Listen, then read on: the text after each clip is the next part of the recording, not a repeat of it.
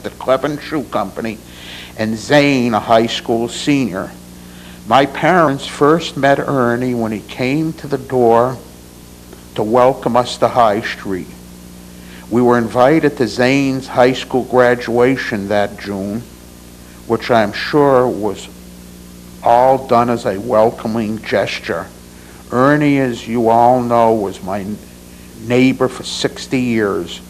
No one ever had a bad word about Ernie Roberts, but then Ernie never had a bad word for anyone either.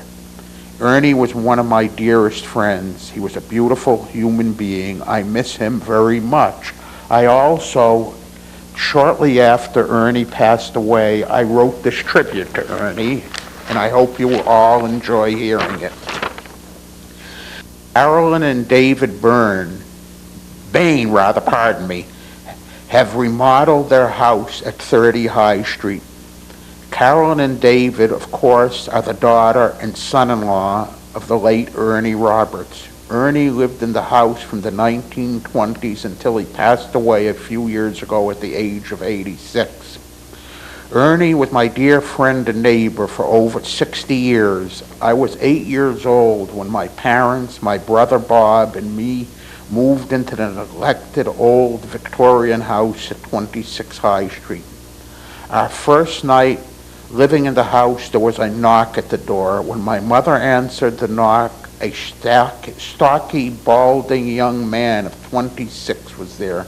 "Hello, Mrs. Civin. My name is Ernie Roberts. I'm your next-door neighbor. I would like to welcome you to the neighborhood." It was in the spring of 1939. Back then, Ernie supported his widowed mother and younger brother as the machinist at the Civin Shoe Company. In the evenings during the summer, I remember my parents and Ernie used to work in their vegetable gardens and compare notes and various methods of growing. It was the beginning of a wonderful friendship that would span through 4 generations of the Roberts and the Civin family. Shortly after Ernie's death, someone said to me that no one had a bad word for Ernie. I answered, I never heard Ernie have a bad word for anyone either. He was that type of person. You could describe him as a kind, loving man.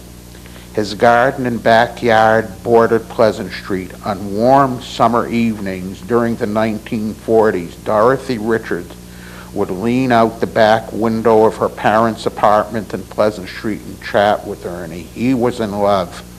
Dorothy Richards and Ernie Roberts became man and wife in the later part of the 1940s. If love can be measured, the love that he showed and felt for his wife would have been 15 on a scale of 1 to 10. The sun just rose and set on his beloved Dottie. The union produced 2 children, Carolyn and a son, Richard. On Sundays for many years, Ernie would help at Latour's newsroom, selling the newspapers and preparing the papers for their routes. Mrs. Latour wanted to retire, and she sold her business to her employee. For the next quarter century, Ernie put in long days in the business. I would guess that he made a decent living at the period he owned the newsroom, because since the days that Mrs. Latour owned the company, they had a monopoly on all the newspapers sold in Spencer. The newspaper monopoly in Spencer has long ago disappeared.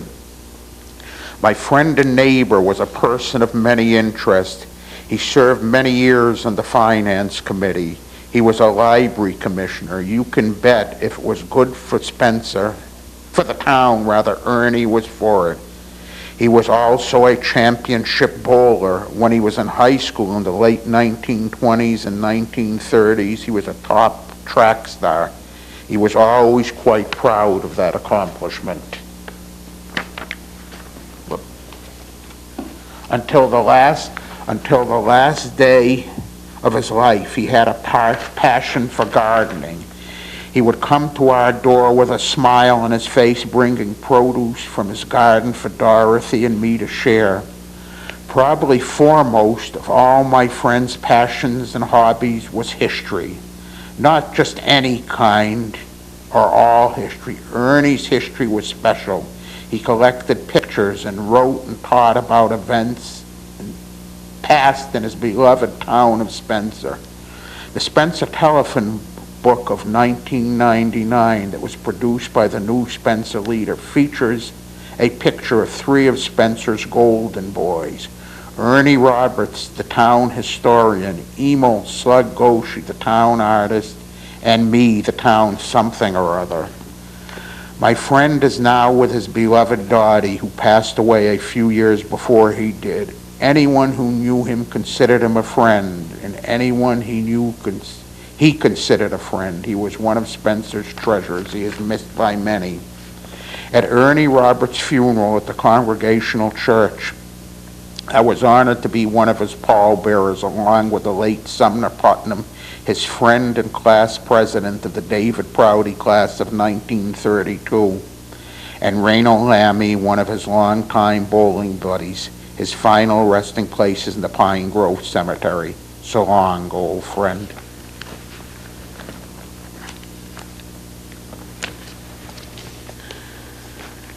Bordering the Roberts house on the south side was the Methodist parsonage. The Reverend Mr. Fulton, his wife, and 2 daughters occupied the church residence at that time. One daughter married a man by the name of Vernon Jones. The other daughter married Norman Kenwood, the son of the Sagendorf chauffeur. Norman Kenwood made his living as a projectionist at the Park Theater and by building quality rowboats in a woodworking shop on Wall Street. I have memories of milkmen and icemen coming to the door every day. On the kitchen wall facing the porch, there used to be a little door where the iceman could put a chunk of ice in our ice box without coming into the kitchen. We used to buy our milk from Cottage Farm Dairy. Frank Parker owned Cottage Farm, but his son Roy delivered milk with the help of a teenager. Good old raw milk, none of that stuff they call pasteurization. Everybody knows that boiling milk kills the taste. When we finally did start to drink pasteurized milk, it took a long time to get used to the taste. Very few families owned cars before World War II, so people depended on all types of peddlers and tradespeople to bring necessities to their home. There were the Dyan brothers riding on the running boards of their trucks and shouting about the merits of their fruit that they were selling. Bob Gregoire's father, also a fruit peddler, had a healthy set of lungs. Mr. Menard sold meat from a truck going door to door. There was a gentleman by the name of Mr. Raymond, nicknamed Celery Raymond, who sold celery and other vegetables grown in his garden in a Model T Ford. When we all lived on Cherry Street, a man by the name of Harry Pasov, also known to the Civins as Grishka, used to come to our house and sell us fresh mushrooms that he and his wife had picked in the woods of Spencer. Grishka was a Russian, and his wife Agnes was an immigrant from Estonia. Agnes, who was quite ample in size and much larger in stature than Grishka, she was given the nickname Ignatz by my Uncle Nathan. In September 1939, I transferred from Grove Street School to Pleasant Street School. My teacher in the 4th grade was Miss Viola Hastings. I liked Miss Hastings very much. She married Frank Devereaux a few years later. Back in the 1940s, female teachers were not allowed to marry, so she left her profession.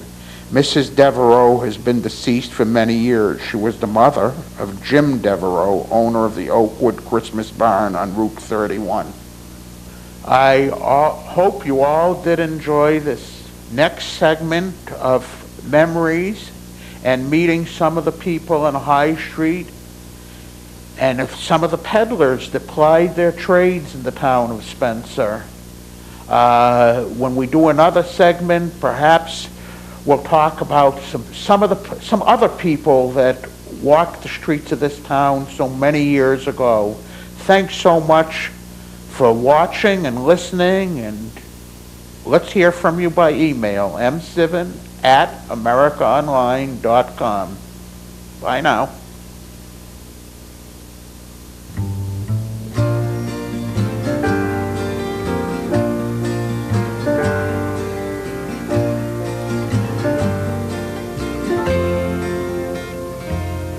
There's a town in New England with a pond on the north end and a dusty old dead end where my Marie lives.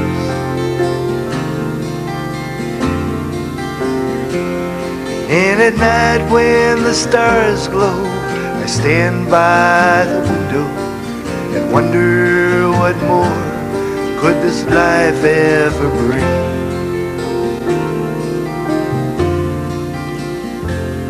There's a boat by the old dock, a slow-moving wall clock, and a front door left unlocked should neighbors drop by.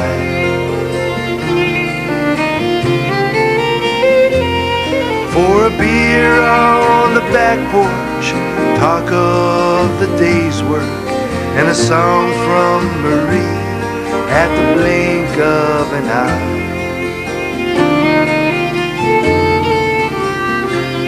There's a waltz for the seasons, tunes for the times. They all seem to be passing by.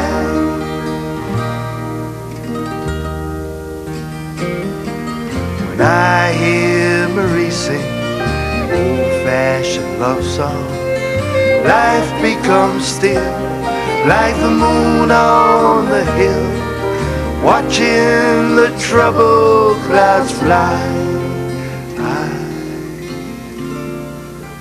I've got a red Adirondack, a new garden out back, and an old army knapsack full of songs I call mine.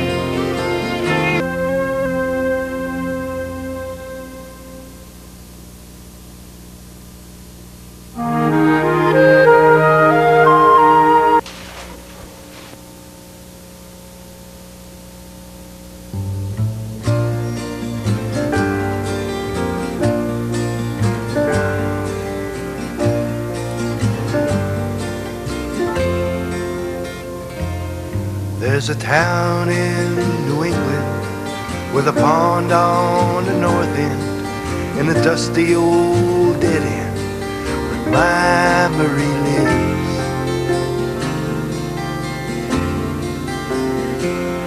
And at night when the stars glow, I stand by the window and wonder what more could this life ever bring.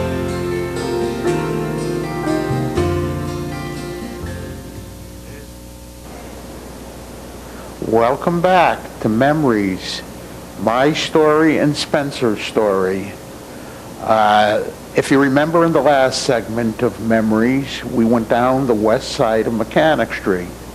With the exception of a little party I attended in 1937, we're going to go right up the east side of Mechanic Street, and I'm going to introduce you to some of the merchants that plied their business back in the 1930s. I hope you enjoy meeting them.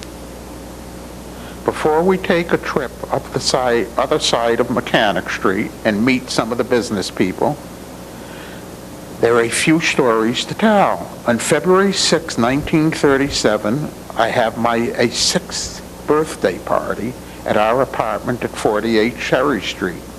Our bread man at the time was Kenneth Parker, and his son David was born the day before me on February 5th.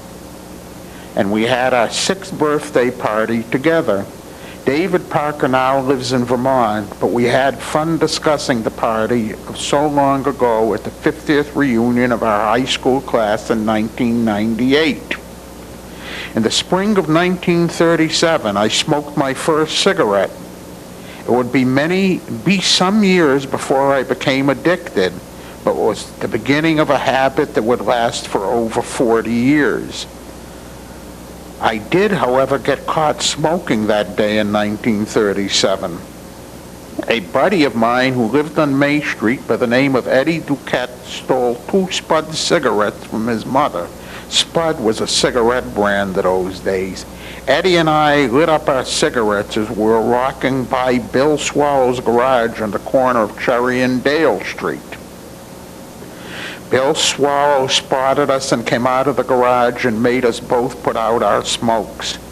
He then told us he was going to tell Chief of Police Dutchy Malash that we were smoking. Boy, was I scared. I finished the first grade at Grove Street School, now becomes the biggest and most exciting event of 1937. On Sunday, Father's Day, June 20th, Aunt Gertrude presents my Uncle Nathan with a son. David Eugene Israel was born at Fairlawn Hospital in Worcester with Dr. Brown in attendance.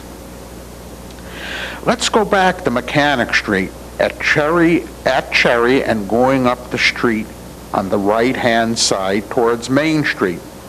The first store going up the street was occupied by the LaPlante 5 and 10. Those were the days when 5 and 10s really sold a lot of items for a nickel or a dime. Joe Hamlin's grandmother owned LaPlante's. The head salesperson was Mrs. LaPlante's daughter, Leonie.